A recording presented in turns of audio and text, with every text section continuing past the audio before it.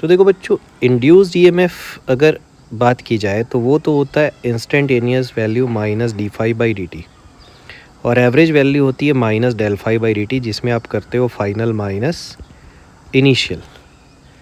ठीक है, अब यहाँ एवरेज पूछा गया है क्योंकि इसमें एक टाइम की वैल्यू गिवन है, ड्यूरेशन गिवन है 1 सेकेंड का, तो मुझे ये लगाना है। उसके लिए मुझे पहले फ्लक्स देखना पड़ेगा कि कितना है।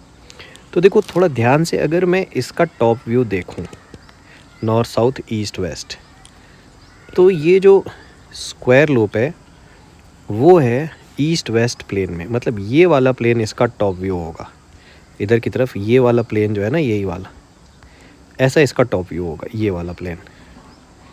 ठीक है, ईस्ट टू वेस्ट। और यूनिफॉर्म मैग्नेटिक फील्ड जो है नॉर्थ ईस्ट डायरेक्शन में, मतलब मैग्नेटिक फील्ड इधर है।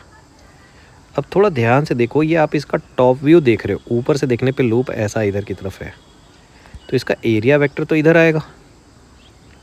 बी डॉट डेल एस करोगे तो ये एंगल आएगा 45 डिग्री। तो इसका जो इनिशियल फ्लक्स था वो था B del S cos 45 degree. Field की वैल्यू है 0.2, एरिया है इसका 10 सेंटीमीटर का होल स्क्वायर। ठीक है, 10⁻⁻1 का होल स्क्वायर, और ये है 1/√2 कॉस 45 की वैल्यू। ये थी इसकी इनिशियल वैल्यू। फाइनली ये पूरा फील्ड ही ज़ीरो कर दिया गया है, क्योंकि फ्लक्स भी ज़ीरो हो जाएगा, उसके साथ मैग्नेटिक फील्ड अगर ज़ीरो हो गया है तो ईएमएफ का जो मैग्नीट्यूड आएगा, मैग्नीट्यूड पूछा गया है, तो that is minus d phi by d t, तो उसका मैग्नीट्यूड होता है del phi by delta t, इसका मॉड।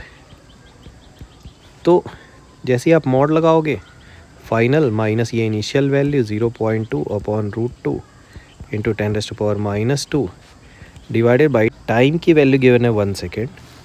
सो बस ये आपका आंसर आ गया।